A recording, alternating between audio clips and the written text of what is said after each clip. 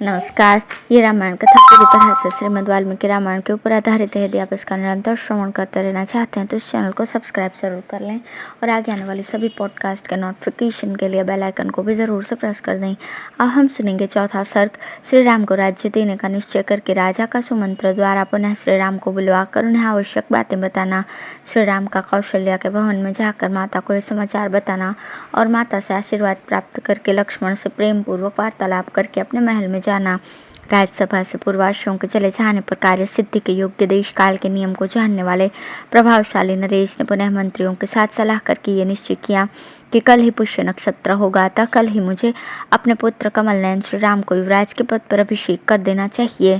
तदंतर अंतःपुर में जाकर महाराज दशरथ ने सूत को बुलाया और आज्ञा दी, जाओ श्री राम को एक बार फिर यहाँ बुला लाओ। उनकी आज्ञा सिरोधार्य करके सुमंत्र श्री राम को शीघ्र बुला लाने के लिए पुनः उनके महल में गए। द्वारपालों ने श्री राम को सुमंत्र के पुनः आगमन की सूचना दी। उनका आगमन सुनते ही श्री राम के मन में संदेह हो गया। उन्हें भीतर बुलाकर श्री राम ने उनसे बड़ी उतावली के साथ पूछा, आपको पुनः यहाँ आने की क्या आवश्यकता पड़ी, ये पूर्ण रूप से बताइए। तब सूत ने उनसे कहा, महाराज आपसे मिलना चाहते हैं। मेरी इस बात को सुनकर वहां जाने या न जाने का निर्णय आप स्वयं करें। सूत का ये वचन सुनकर श्री रामचंद्र जी महाराज दशरथ का पुनः दर्शन करने के लिए तुरंत उनके महल की ओर चल दिए। श्री राम को आया हुआ सुनकर राजा दशरथ ने उनसे प्रिय तथा उत्तम बात कहने के लिए उन्हें महल के भीतर बुला लिया। पिता के भवन में प्रवेश करते ही श्रीमान रघुनाथ जी ने उन्हें देखा और दूर से ही हाथ जोड़कर वे उनके चरणों में पड़ गए।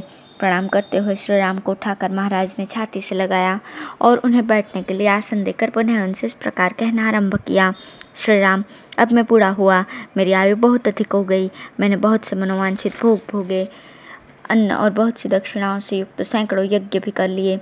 पुरुषोत्तम, तुम मेरे परम प्रिय अभिष्ट संतान के रूप में प्राप्त हुए, जिसकी इस भूमंडल में कहीं उपमा नहीं है। मैंने दान यज्ञ और स्वाध्याय भी कर लिए। वीर, मैंने अभिष्ट सुखों का भी अनुभव कर लिया। मैं देवता, ऋषि, पीतर और ब्राह्मणों के तथा अपने ऋण से भी ऋण हो गया। अब तुम्हें युवराज पद पर अभिषेक करने के सिवा और कोई कर्तव्य मेरे लिए शेष नहीं रह गया है। अतः मैं तुमसे जो कुछ कहूँ उसे मेरी आज्ञा का पालन तुम्हें करना चाहिए। अब सारी प्रजा तुम्हें अपना राजा बनाना चाहती है, अतः मैं तुम्हें युवराज पद पर अभिषिक्त करूंगा। आजकल मुझे बड़े बुरे सपने दिखाई देते हैं। दिन में वज्रपात के साथ साथ बड़ा भयंकर शब्द करने वाली उल्काएं भी गिर रही हैं। श्री राम, ज्योतिषियों का कहना है कि मेरे जन्म नक्षत्र को सूर्य, मंगल और राहु नामक भयंकर ग्रहों ने आक्रांत कर लिया है।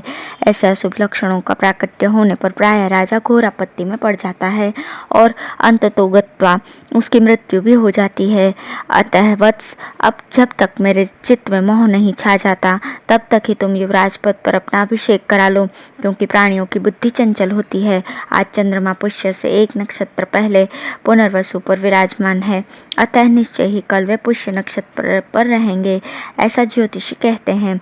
इसलिए उस पुष्य नक्षत्र में ही तुम अपना अभिषेक करा लो। शत्रुओं को संताप देने वाले वीर, मेरा मन इस कार्य में बहुत शीघ्रता करने को कहता है। इस कारण कल अवश्य ही मैं तुम्हारा युवराज पद पर अभिषेक कर दूंगा। अतः तुम इस समय से लेकर सारी रात इंद्रिय संयम पूर्वक रहते हुए वधु सीता के साथ उपवास करो और कुश की शैया पर सोओ। आज तुम्हारे सुयत सावधान रहकर सब ओर से तुम्हारी रक्षा करें, क्योंकि इस प्रकार के शुभ कार्यों में बहुत से विघ्न आने की संभावना रहती है। जब तक भरत इस नगर से बाहर अपने मामा के यहाँ निवास करते हैं तब तक ही तुम्हारा अभिषेक हो जाना मुझे उचित प्रतीत होता है।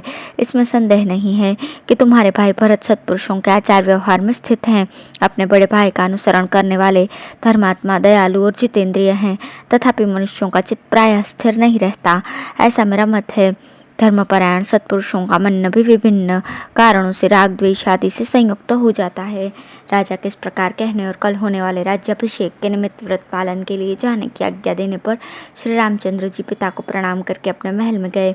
राजा ने राज्याभिषेक के लिए व्रत पालन के लिए जो आज्ञा दी थी उसे सीता को बताने के लिए अपने महल के भीतर प्रवेश करके जब श्री राम ने वहां सीता को नहीं देखा तब वे तत्काल ही वहां से निकलकर माता के अंतःपुर में चले गए। वहां जाकर उन्होंने देखा माता कौशल्या रेशमी वस्त्र पहने मौन होकर देव मंदिर में बैठकर देवता की आराधना में लगी हैं और पुत्र के लिए राजलक्ष्मी की याचना कर रही है। श्री राम के राज्याभिषेक का प्रिय समाचार सुनकर सुमित्रा और लक्ष्मण वहां पहले से ही आ गए थे तथा बाद में सीता भी वहां बुला ली गई थी। श्री रामचंद्र जी जब वहां पहुंचे उस समय भी कौशल्या नेत्र बंद किए ध्यान लगाए बैठी थी और सुमित्रा, सीता तथा लक्ष्मण उनकी सेवा में खड़े थे।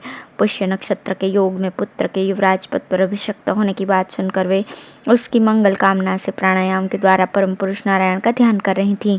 इस प्रकार नियम में लगी हुई माता के निकट उसी अवस्था में जाकर श्री राम ने उनको प्रणाम किया और उन्हें हर्ष प्रदान करते हुए ये श्रेष्ठ बात कही। माता, पिताश्री ने मुझे प्रजा पालन के कार्य में नियुक्त किया है। कल मेरा अभिषेक होगा। जैसा कि मेरे लिए पिताश्री का आदेश है, उसके अनुसार सीता को भी मेरे साथ इस रात्रि में उपवास करना होगा।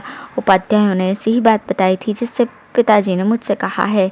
अतः कल होने वाले अभिषेक के निमित्त से आज मेरे और सीता के लिए जो जो मंगल कार्य आवश्यक हों वे सब कराओ।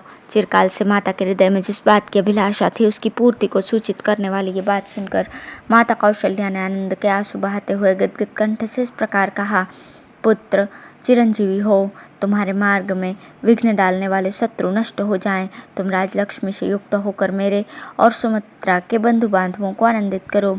पुत्र, तुम मेरे द्वारा किसी मंगलमय नक्षत्र में उत्पन्न हुए थे, जिससे तुमने अपने गुणों द्वारा पिता दशरथ को प्रसन्न कर लिया। बड़े हर्ष की बात है कि मैंने कमल नयन भगवान विष्णु की प्रसन्नता के लिए जो व्रत उपवास आदि किया था वो आज सफल हो गया।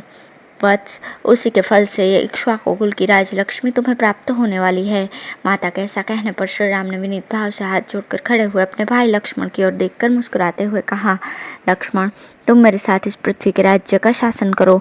तुम मेरे द्वितीय अंतरात्मा हो। ये राजलक्ष्मी तुम्ही को प्राप्त हो रही है। सुमित्रानंदन, तुम अभिष्ट भोगों और राज्य के श्रेष्ठ फलों का उपभोग करो। तुम्हारे लिए ही मैं इस जीवन तथा राज्य की अभिलाषा करता हूँ। लक्ष्मण से ऐसा कहकर श्री राम ने दोनों माताओं को प्रणाम किया और सीता को भी साथ चलने की आज्ञा दिलाकर वे उनको लिए हुए अपने महल में चले आए। इस प्रकार श्री वाल्मीकि निर्मित रामायण आदि काव्य के अयोध्या कांड में चौथा सर्ग पूर्ण हुआ। धन्यवाद।